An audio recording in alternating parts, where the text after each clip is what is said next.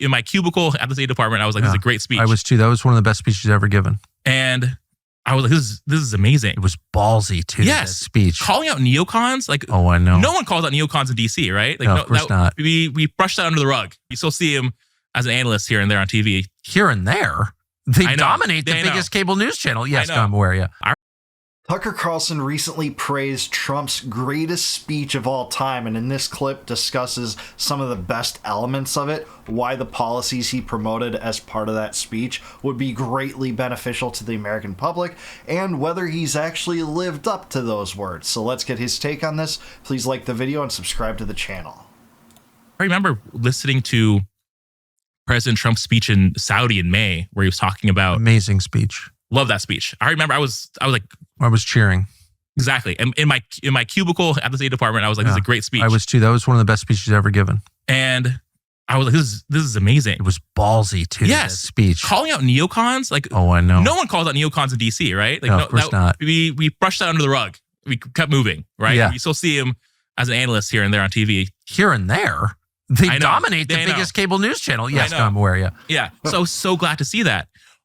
But then why 2 weeks later were we sabotaging our own talks with Iran and then bombing them, right? So the events, like the idea that I'm some partisan is just wrong. Yes, on a personal avenue, I don't want any more endless wars. But President Trump was in line with that.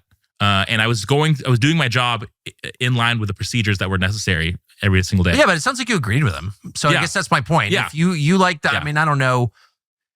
You know, a lot of these, some of the labels are real, but some of them are also created and certainly sustained in order to keep people from listening to each other so they don't discover they actually agree on a lot. Yeah. And if you love the Saudi speech and I love the Saudi speech, then we're probably not too far from each other then, because I thought that, and that was a Donald Trump speech. And by the way, if you're such a partisan Democrat, you're admitting on camera that you loved a Donald Trump speech.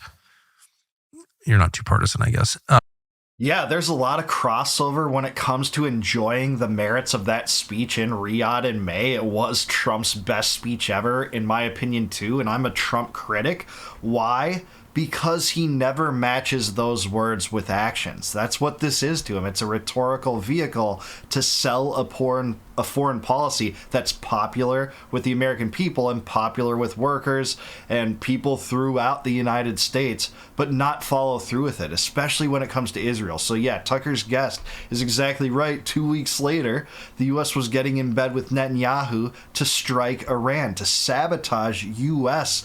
diplomatic engagements with Iran, and having your partners, you know, your party that's supposed to be negotiating a new peace with Iran, go from, well, we need to make sure that we prohibit you from having a nuclear weapons program that can create a weapon, going from that position to you can't enrich uranium at all. And that is a poison pill, a non-starter that Iran could have never accepted because they have a nuclear energy program. So this is just one way in which Trump has perverted the calls for non-intervention, which he did in that Riyadh speech. It's genius, but the problem is Trump never has adhered to the own message he gives that was so great. But anyway, I just want to say, because I'm honesty matters. Yeah, it's like it's the issues we have in foreign policy that I care about. I don't care about the labels per se. Well, I don't either. Well, they're clearly meaningless. Yes. If we're both cheering on the Riyadh speech. So yes, okay. I just wanted to establish that. So you start hearing from your bosses like, hey, what is this thing that you put in there about opposing forced displacement? We've always... 4 or 5 days earlier, not even like the next day. There was like a delay annoyance. It was weird. So you said that there were 3 examples of this where they found problems with your work. Right. And some of this, it kind of made sense from hindsight because I didn't in the moment, I didn't realize. But Sunday, Israel had struck a tent with several journalists living inside, including Anas, who millions of people had watched cover the events in Gaza. They all died. I drafted a few lines. And by the way, there were not some softy lines. The only thing that was there that they didn't like was I did share condolences, which is pretty standard policy. Condolences? What do you mean? So I said, we share condolences for the families of the killed journalists. Yeah, and imagine that. That brought uproar in the State Department sharing condolences of this man that the IDF murdered, this journalist that many people looked up to. He was part of a team that won the Pulitzer Prize for his coverage of the atrocities in Gaza, Anas al-Sharif, who even left a message after his death that said, hey, if you find this, I'm dead, and, may God have mercy on the people of Gaza, essentially. I'm paraphrasing, but that's what it said. Israel's saying that he was Hamas, but has never divulged evidence of that in the first place. And this is what would get you in a lot of trouble in our federal government and in the State Department. But what they also said that is so correct is that there are elements of the dissident right and dissident left that have complete disdain for U.S. policy toward Israel. And you become the problem when you want to hold Trump to account to his own good words in terms of non-interventionism, especially as it relates to the Middle East and Israel. And that's what got this guy in trouble, I hate to say.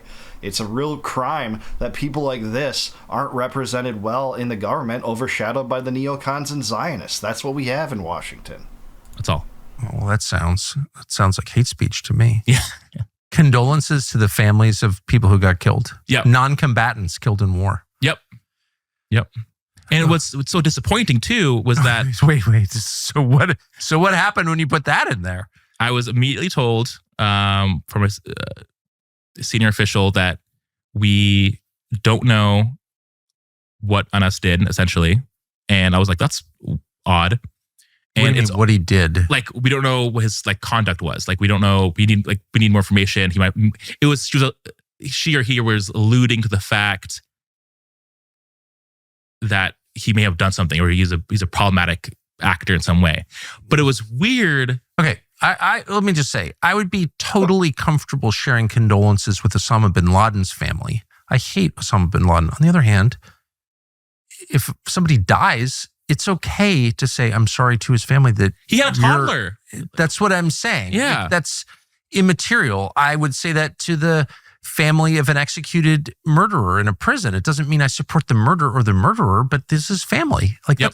Yeah, but when the relationship to Israel gets called into question because you're giving too much sympathy to potential innocents that they're branding Hamas, you're going to come into trouble. And this is so absurd that the U.S. has a giant intelligence apparatus, the CIA, the NSA, the FBI, etc., that gathers intelligence ostensibly. Actually, they propagandize Americans, engage in, mind control programs like MKUltra, try to create propaganda to support wars, take over the media like an Operation Mockingbird. But ostensibly, you have this CIA, this entity that should yield the truth, or what the truth is according to the U.S. government and the State Department, on Anas, but instead they defer to Israel. They're going to wait for what their boss says, Netanyahu, and the genocide freaks in Israel, to tell us what their version of the truth is regarding Anas. And by the way, they haven't proven he's Hamas whatsoever. It's okay.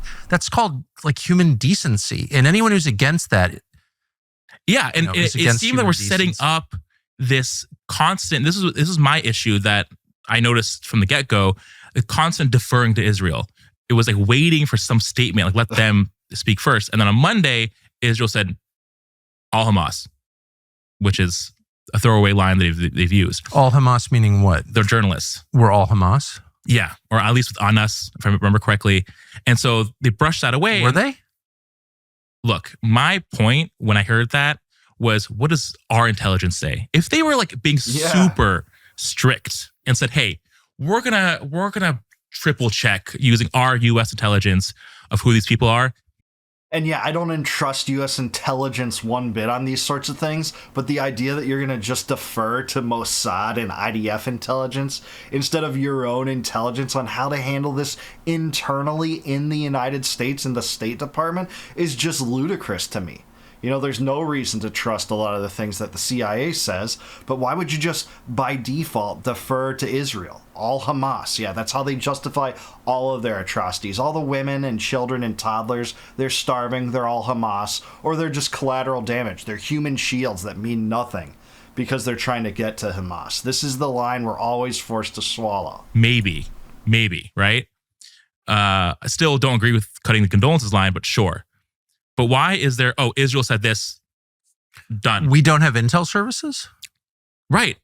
Right. So what's with the instinct to defer to Israel when we have the entire apparatus that could check that? And then by Tuesday, we've got like 17 different intelligence services in this country that take, $1 trillion a year or whatever the actual budget is. And we don't consult them at all. We wait for the Israeli spokesman to tell us what reality is. Yeah. Is that what you're saying? Yeah. And how is that America first? Right.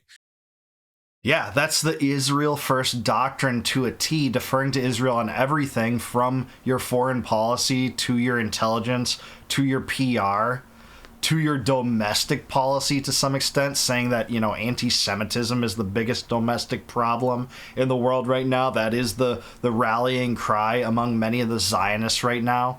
Who cares about these forever wars, a $37 trillion debt, inflation, a giant surveillance apparatus, record numbers, and corporate welfare delved out every single year? But no, anti-Semitism is the biggest problem. The Israel first mentality is a plague, and this shows it. This incident shows it. The turmoil that this gentleman got into in the State Department for very reasonable statements, that are deferring to what you would think is what he should do, the United States, the intelligence services of the United States. And, reasonable measures like condolences toward the families of people killed, including Anas, who very likely was not Hamas, but was covering things that their government did not want him to cover. Obviously so. He was a very persuasive journalist who a lot of people look to fondly. And he even forecasted that he might die as to the message that he released. So yeah, Trump's best speech was exactly that. In Riyadh, it was a great speech. But that's all it was. That's all it will ever be unless he matches that speech with actions, actually defying the neocons. Not floating the idea of regime change in Venezuela, by the way, right now because of it. Not getting into a new hot war with Iran on behalf of Israel and Israel's desire for regime change there just weeks after he delivered it. That speech contained many things of value, raking the neocons over the coals, speaking praises and heaping praises at the non-interventionist, non-entangling alliances approach to foreign policy, something that he has not embraced in his time in office, not only in the first term, but also in the second term, as he continues to blockade Yemen, feed Israel unlimited sums of money to just only to defer to Israel for how we should handle our foreign policy, our domestic policy, and continuing to funnel aid to Zelensky and his coffers, fighting a ceaseless, stupid, relentless battle against Russia, a nuclear power who the U.S. should be on good terms in.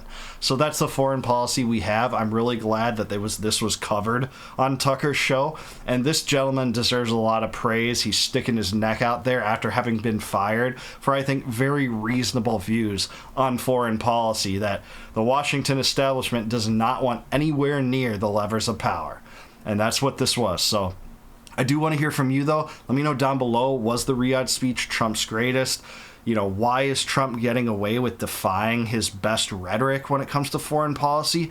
And do you see any correction that the U.S. will have in policy toward Israel in the near future? Let me know in the comments down below. Please like the video, subscribe to the channel, subscribe to Tucker also. Really appreciated this interview.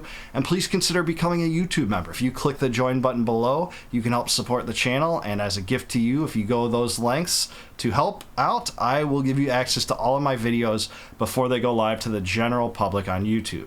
And until I see you guys next time, no more war, no more debt, no more inflation, and no more empire.